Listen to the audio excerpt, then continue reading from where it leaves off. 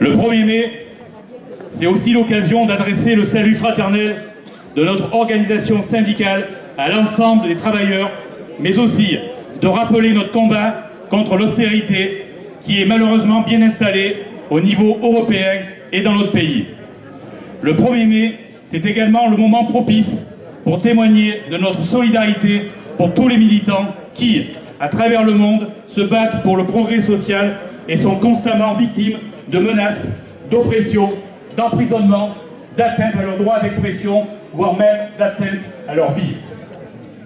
Face au problème majeur de la perte massive du pouvoir d'achat, car il n'y a pas un jour sans augmentation de prix, à la pompe, sur l'énergie, sur les produits alimentaires et sur bien d'autres produits et services essentiels à notre quotidien. Les revendications salariales sont une priorité à l'heure où la bourse et les dividendes sont en constante augmentation. Pas un jour sans attaque contre l'emploi, les salaires, le pouvoir d'achat des retraités, des privés d'emploi, contre nos services publics et nos droits de citoyens. Il y a juste un an, le monde entier était mis sous cloche pour limiter la propagation de la Covid. Après avoir fait de la Chine l'atelier du monde au détriment des emplois industriels en France, nos gouvernants ont choisi les mêmes méthodes de coercition appliquées là-bas pour combattre la pandémie. Enfermement et privation des libertés, sans à aucun moment envisager des alternatives. Et pour cause. Cela leur a permis de ne pas avouer que notre système de santé est, par leur faute, au plus mal et incapable de faire face à la pandémie. Pandémie qui a mis en avant ce que nous dénonçons depuis plusieurs décennies contre les attaques en règle contre les services publics, notamment celui de la santé et la casse industrielle. Un an après, nous vivons en France en 3e confinement, sous couvre-feu, avec des lois liberticides au nom de l'état d'urgence sanitaire, sans qu'il y ait eu pour autant un impact positif sur l'éradication du virus. En revanche, d'un point de vue gouvernemental, l'opération est extraordinairement réussie. Les Français vont devoir filer tout droit et auront à payer la note en termes d'augmentation de taxes, de la CSG et du coût de la vie. Fini les protestations, les manifestations, les grèves, la vie sociale, la culture, l'éducation et même la d'embauche. L'expression métro, boulot, dodo n'aura jamais eu autant de signification, à laquelle on peut ajouter le duo flicage, fichage. En un an, en plus des 97 000 morts liés à la Covid, les lits d'hôpitaux continuent d'être supprimés. Les licenciements pleuvent. La misère se répand pendant que les riches deviennent de plus en plus riches. La détresse psychologique explose. La jeunesse est laissée pour compte, etc., etc. Le bilan est pathétique. De plus, il faudra rembourser la dette. Pour la CGT, pas question de faire payer une fois encore les travailleurs pour une dette qui n'est pas la leur. Le montant global de l'argent public versé aux entreprises avoisine les 250 milliards chaque année, dont 91 milliards de pertes de recettes pour la seule sécurité sociale. Exigeons le remboursement de toutes les aides perçues par les entreprises qui licencient, ferment des usines et qui ont recours à la précarité et au bas salaire. Rien qu'avec ces mesures prises, il n'y a plus de dette, ni de trou de la Sécu, mais pour cela, il faut des choix politiques de progrès social et non de protection du capitalisme. Dans ce contexte anxiogène, pour certains, le repli sur soi a fait son chemin. S'est installé sur le plan professionnel avec le télétravail imposé que sur le plan personnel et syndical. Mais après une phase de sidération compréhensible, il est urgent que les citoyens et les militants que nous sommes réagissions et reprenions nos libertés et le combat pour la défense du monde salarial. Il est illusoire de croire que sans action ou riposte de notre part, nous pourrions inverser la tendance actuelle. C'est l'indignation et non la résignation qui doit nous animer. arrêtons d'être obéissants. Pour cela, nous devons revenir à nos fondamentaux, tels que l'écoute, l'analyse collective, impulser des initiatives en s'inspirant des méthodes de nos aînés. Alors, mes camarades, regagnons la bataille du terrain. C'est la seule méthode qui permettra d'établir le rapport de force nécessaire.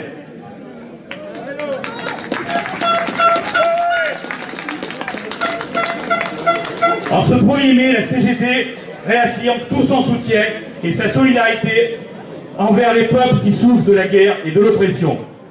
Notre organisation réaffirme également avec force son engagement pour le désarmement et pour la paix, pour construire un mode de coopération entre les peuples, parce qu'il ne peut y avoir de progrès social dans ce monde frappé par les guerres sans combattre toutes les dérives racistes et xénophobes qui peuvent engendrer la montée du fascisme.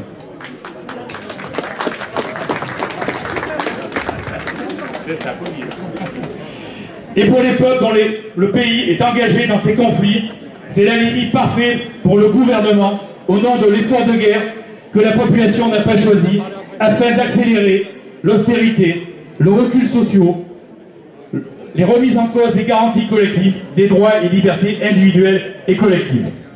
En conclusion, nous faisons le triste constat que nous vivons une période qui n'est pas des plus réjouissantes et que le rapport de force n'est pas actuellement en notre faveur. Mais rien n'est irréversible. Nous devons continuer avec assiduité à œuvrer pour le rassemblement, les luttes de demain et à renforcer la CGT. Il ne tient qu'à nous, nous les militants, d'un monde meilleur et plus juste, déverser la vapeur, afin de remettre la France sur les rails du progrès social, en affirmant haut et fort notre engagement et notre détermination. L'histoire nous démontre que la parole, pas plus que les initiatives, n'ont été données aux classes laborieuses, elles les ont prises. Vive la solidarité internationale des travailleurs, vive le 1er mai et vive la CGT.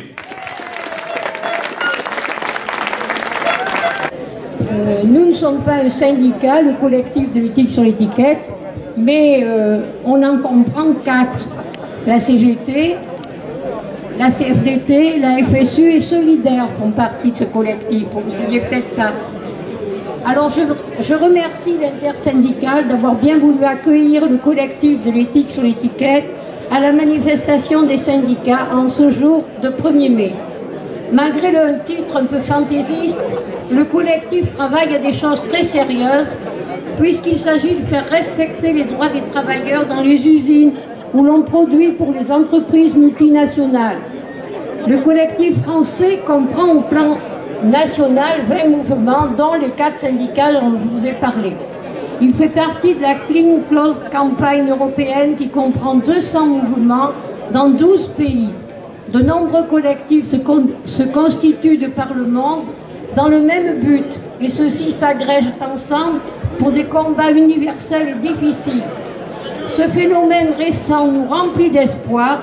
Dans notre prise de parole proprement dite, nous ne parlerons plus guère du collectif, mais plutôt des actions fructueuses auxquelles il participe avec d'autres dans le monde. Je passe la parole à ma camarade Lucia. Samedi 24 avril dernier, c'était l'anniversaire de l'effondrement du Rana Plaza à Dhaka, au Bangladesh. Cet immeuble vétuste de 8 étages abritait de nombreux ateliers de confection, ne respectant aucune norme de sécurité. Cet écroulement prévisible tua 1135 ouvriers et ouvrières et 2000 autres demeureraient handicapés à vie. Un fait divers de plus? Un fait divers lointain? Oui et non, car cette tragédie n'est pas due au hasard. Comme tant d'autres, elle est la conséquence de l'irresponsabilité voulue et organisée des entreprises multinationales, donneuses d'ordre et de tous leurs partenaires. Point de droit, point de normes, liberté totale, quoi qu'il en coûte aux travailleurs et à l'environnement, mais jamais au profit. Ce drame nous concerne aussi, directement, car en fouillant les décombres, on a retrouvé de nombreuses étiquettes d'enseignes chez qui nous allons peut-être nous approvisionner en toute confiance. Chaque année, à Paris et dans d'autres villes, les tics sur l'étiquette commémorent ce triste anniversaire qui est devenu symbolique de tous ceux que l'on n'évoque pas.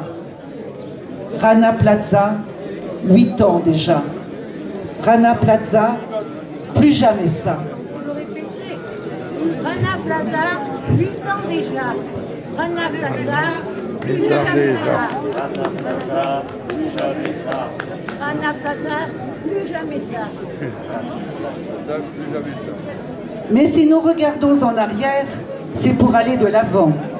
Nous savons que l'Organisation internationale du travail, l'OIT, créée en 1919 à la conférence de la paix, avait pour but la création d'un droit international afin d'éviter que des travailleurs de pays différents se trouvent en concurrence déloyale malgré eux. 8 conventions essentielles ont été établies qui devraient assurer un travail décent à tous sur toute la planète. Mais les entreprises transnationales plus riches et plus puissantes que les États font leurs propres lois et disposent d'armes efficaces contre ces derniers. Chantage au chômage et aux délocalisations, tribunaux arbitraux leur appartenant. Partout dans le monde, conscients de cette situation, des ONG de défense des droits humains et de défense de l'environnement, ainsi que de nombreux syndicats, se coalisent pour que les lois internationales s'appliquent. Ces collectifs s'agrègent entre eux pour des combats universels et urgents. C'est un phénomène nouveau de lutte, sans hymne, sans leader, sans violence, et où chacun peut trouver sa juste place. Un mouvement qui porte ses fruits. C'est ainsi qu'un accord sur la sécurité des entreprises a été signé pour 5 ans au Bangladesh dès mai 2013. Un salaire minimum vital a pu être calculé pays par pays, souvent bien supérieur au SMIC légal. Poussé et soutenu par cette dynamique de solidarité transnationale, 3 hardis députés français, Dominique Potier, Daniel Auroy et Philippe Noguès, ont osé et réussi, non sans difficulté, à faire voter en mars 2017 la première loi au monde imposant aux sociétés transnationales ayant leur siège en France la loi sur le devoir de vigilance. Loi qui commence à s'appliquer, mais difficilement.